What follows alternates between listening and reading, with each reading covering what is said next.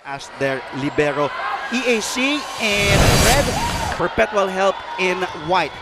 Kiefer, mind games na itong sabi nga kanina ni Cookers of the Generals just stopping and doing a great job on defense, but this is something that Perpetual has, their height advantage, and kasama na dyan si Junjun Taneo. Oh, sabi nga makikita nga. Technical timeout, 8-5 ang ating talaan.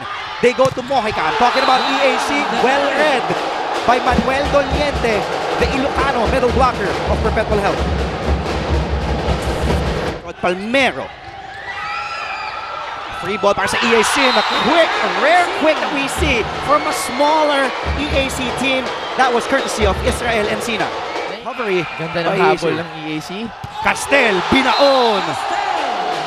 Walang magawa talaga doon si Nico Bihag. Diretso sa kanya. Yung kill mula kay Botch Castel. Kalakasan niya, talagang binigay niya doon. And from the back, it is good. Itong si Kurt Meleza. It was a good play. Good play. Kasi nga maganda nga yung first ball. Serving. Bihag to Mojica. There it is. Once again, that Nico Bihag to Howard Mojica connection that has been working wonders para sa Generals this season. Oo, grabe. Halos ibaba. Alam mo, maswerte ka eh. Bakit? Sa akin ka pinartner eh. Oo nga eh. Sabi ko nga eh. Ano kaya reaction ng sobrang ano naman?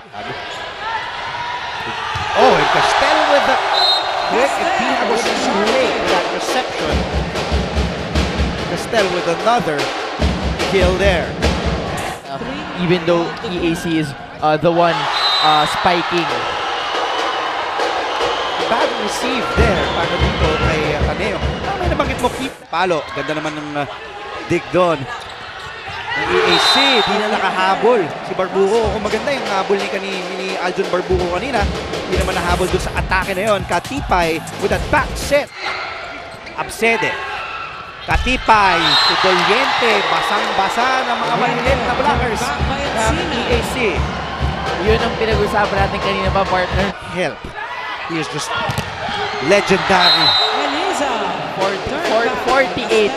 Imagine 48 straight games. Wow. In one school. Kiefer Ravena. Doliente. That drop and dump is good para kay Manuel Doliente. Open spot. Hindi na cover ng libero ng EAC na talaga pag nakakapuntos. Oh, baon na baon. Ganda naman yung setup kay Racing. Di na-reach talaga ni Racing. Sabi ni Racing, walang tao. Perpetual Help not giving up. Kalingging. Habol pa kayo. There it is. Set number 2 goes to Emilio Aguinaldo Cal. Hindi. Nakikita mo. Lagi akong tinitext eh para hindi ako magkamali. Baka yung credibility niya ma-affect. Second-year player, the open hitter of Perpetual Help. Meleza with the attack. There wasn't anything Ramos and Katipay could do there to stop the attack from Kurt Meleza. Powerful attack from Meleza. Si Generals and the Perpetual Altas. Cute naman ng bata. Naka-TV kami ngayon, yung bata. Ano gusto mo? Encina is there. Ako naman mag-anchor na. Ano? Katipay, pumunta sa gitna. Punto para dito. Kay Taneo. Good combination play. Nagsimula yan sa libero ng Bihag from the back. Oh, Mojica scores! Mojica. Back row attack. Not letting his team loose. Makikita mo na gustong-gusto niya talaga kunin yung score na yun eh. Set number 3.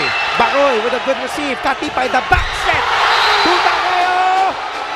And Perpetual Help takes this very crucial set number 3. Use the hashtag NCAC91. Tag us. It's Andre_Felix on Twitter.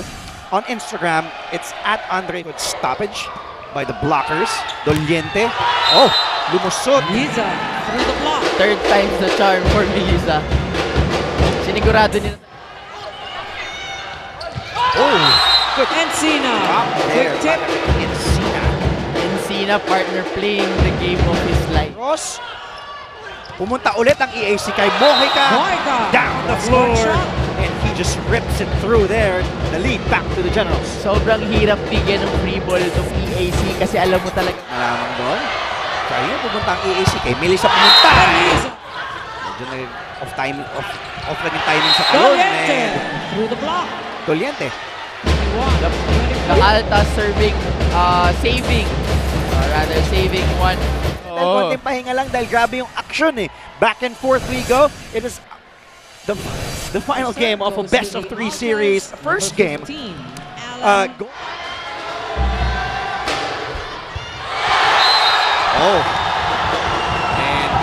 an error there. Again. Both Maroy and Taneo on the reception. Hindi mo na-expect. Mojica. Bumalik kay Howard. He was stopped by Astel Ramos. Ensalan. Taneo to Taneo. Taneo. EAC Now will now NC. Championship point. Grabe. Bilawan ni Castel. And we are tied again. 15 all. Ang ganda nung B-play. If I'm not mistaken, Service yung Katipay. Oh! And perpetual help! Luis Katipay. It was a clear service ace for Katipay, the junior from Bacolod. Ang kababayan mo, kinausap mo pa kanina yan. Oo, in-interview kanina yan and then sabi niya he will always be ready and gusto niya talaga ipanalo tong championship para sa school niya. What? Take this breather. Stay with us, please.